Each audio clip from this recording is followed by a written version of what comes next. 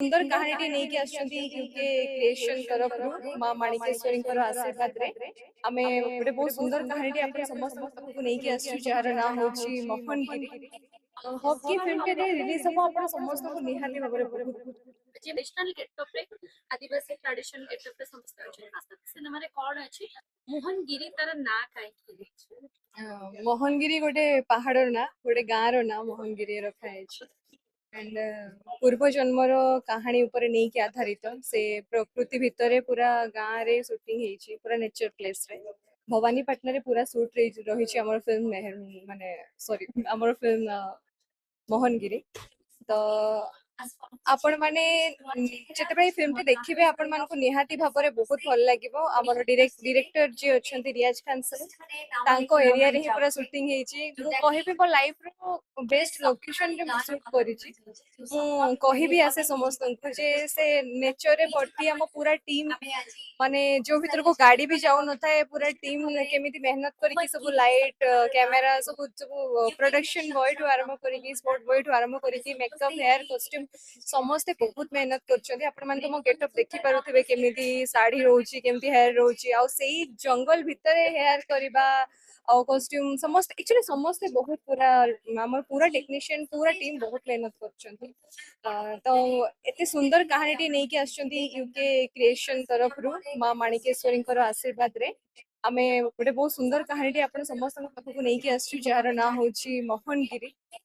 Hope କି ଫିଲ୍ମଟି release ହବ ଆପଣ ସମସ୍ତଙ୍କୁ ନିହାତି ଭାବରେ ବହୁତ ଯେମିତି କି ପୋଷ୍ଟର ରେ ଦେଖୁଥିଲେ ଜଣେ ହିରୋ ଆଉ ଦୁଇ ଜଣ ହିରୋଇନ ଏଇଟା ଆପଣ ତିନିଟିଆ ପ୍ରେମ କାହାଣୀ ନା ଆଉ କିଛି ରହିଛି ଏଥିରେ ପ୍ରେମ କାହାଣୀ ଏଇଟା, ବଟ୍ ଆପଣ ମାନେ ଏଇଟା ଗୋଟେ ଭିନ୍ନ ଧରଣର ଦେଖିବା ପାଇଁ।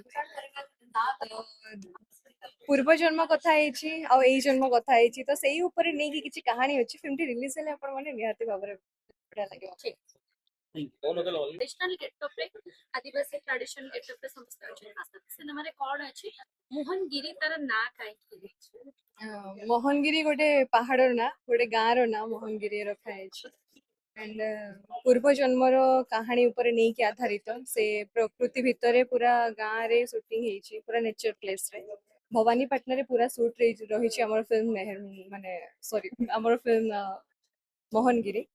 ତ ଆପଣ ମାନେ ଯେତେବେଳେ ଫିଲ୍ମଟି ଦେଖିବେ ଆପଣ ମାନଙ୍କୁ ନିହାତି ଭାବରେ ବହୁତ ଭଲ ଲାଗିବ। ଆମର ଡିରେକ୍ଟର ଯିଏ ଅଛନ୍ତି ରିୟାଜ ଖାନ ସାର୍, ତାଙ୍କ ଏରିଆରେ ହିଁ ପୁରା ସୁଟିଂ ହେଇଛି। ମୁଁ କହିବି ମୋ ଲାଇଫର ବେଷ୍ଟ ଲୋକେସନରେ ମୁଁ ସୁଟ୍ କରିଛି।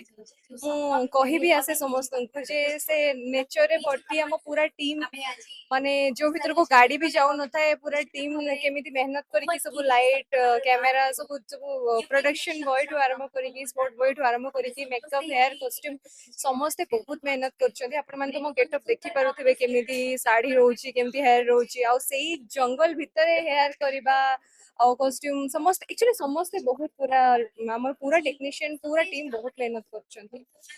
ତ ଏତେ ସୁନ୍ଦର କାହାଣୀଟି ନେଇକି ଆସିଛନ୍ତି ୟୁକେ କ୍ରିଏସନ ତରଫରୁ ମା ମାଣିକେଶ୍ୱରୀଙ୍କର ଆଶୀର୍ବାଦରେ ଆମେ ଗୋଟେ ବହୁତ ସୁନ୍ଦର କାହାଣୀଟି ଆପଣ ସମସ୍ତଙ୍କ ପାଖକୁ ନେଇକି ଆସିଛୁ ଯାହାର ନାଁ ହେଉଛି ମୋହନଗିରି। ହୋପ୍ କି ଫିଲ୍ମଟି ରିଲିଜ ହବ ଆପଣ ସମସ୍ତଙ୍କୁ ନିହାତି ଭାବରେ ବହୁତ ଯେମିତି କି ପୋଷ୍ଟର ରେ ଦେଖୁଥିଲେ ଜଣେ ହିରୋ ଆଉ ଦୁଇ ଜଣ ହିରୋଇନ ଏଇଟା ଆପଣ ତିନିଟିଆ ପ୍ରେମ କାହାଣୀ ନା ଆଉ କିଛି ରହିଛି ଏଥିରେ ପ୍ରେମ କାହାଣୀ ଏଇଟା, ବଟ୍ ଆପଣ ମାନେ ଏଇଟା ଗୋଟେ ଭିନ୍ନ ଧରଣର ଦେଖିବା ପାଇଁ। ପୂର୍ବ ଜନ୍ମ କଥା ହେଇଛି ଆଉ ଏଇ ଜନ୍ମ କଥା ହେଇଛି, ତ ସେଇ ଉପରେ ନେଇକି କିଛି କାହାଣୀ ଅଛି। ଫିଲ୍ମଟି ରିଲିଜ ହେଲେ ଆପଣ ମାନେ ନିହାତି ଭାବରେ ବଢିଆ ଲାଗିବ।